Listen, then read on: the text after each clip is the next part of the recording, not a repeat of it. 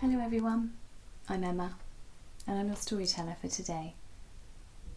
Today's story is Super Trunky the Elephant, and this is chapter 4.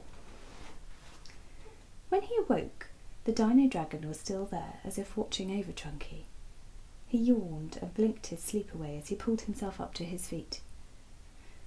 "Where am I?" he said to the creature. "Haven't you read the sign?" asked the Dino Dragon. "Well, yes," said Trunky, "but where is that exactly?"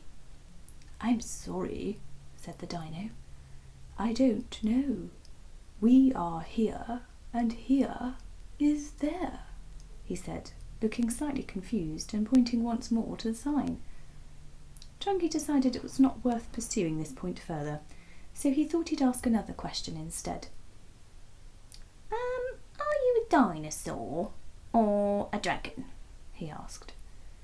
Dino crouched down as if to hide, which was funny, as he was so huge he could hardly be regarded as stealthy, and he whispered, although still very loudly, "Shh! I'm really a dragon, but everyone thinks I'm a dinosaur," he said. Okay, but why do they think that?" asked Trunky. He was quite confused, because as far as he could tell, it was both immediately obvious and impossible to hide the fact that Dino was quite clearly a dragon.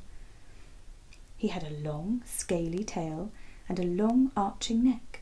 He had enormous wings and spines all down his back, and every once in a while Trunky was certain he saw a small puff of smoke just puff out now and again, although each time it was quickly extinguished.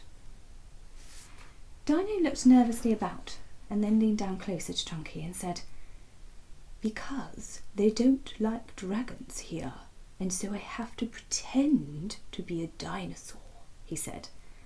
"That's why everyone calls me Dino," he added. "It helps with the disguise."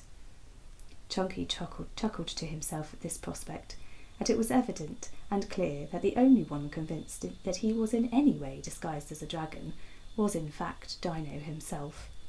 He was fooling no one, but if that worked for Dino, Trunky wasn't going to argue, as he didn't want to risk offending his new and only friend in this place.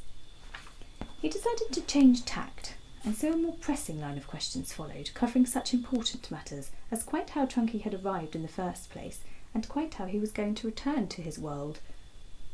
Dino mentioned something of a porthole, but it didn't seem very clear on the details, and so Trunky was left not really much the wiser. After a little while, Dino was done with questions, and they tired him so he asked Trunky if he'd like to have a tour of this place. Dino knew it very well, as this is where he'd lived for as long as he could remember. "Oh, yes, please," said Trunky. "Anywhere with a drink would be good. I am so thirsty." "I know just the place," said Dino, and he turned and beckoned Trunky along, and so off the two new friends went. And that's the end of tonight's chapter. See you soon.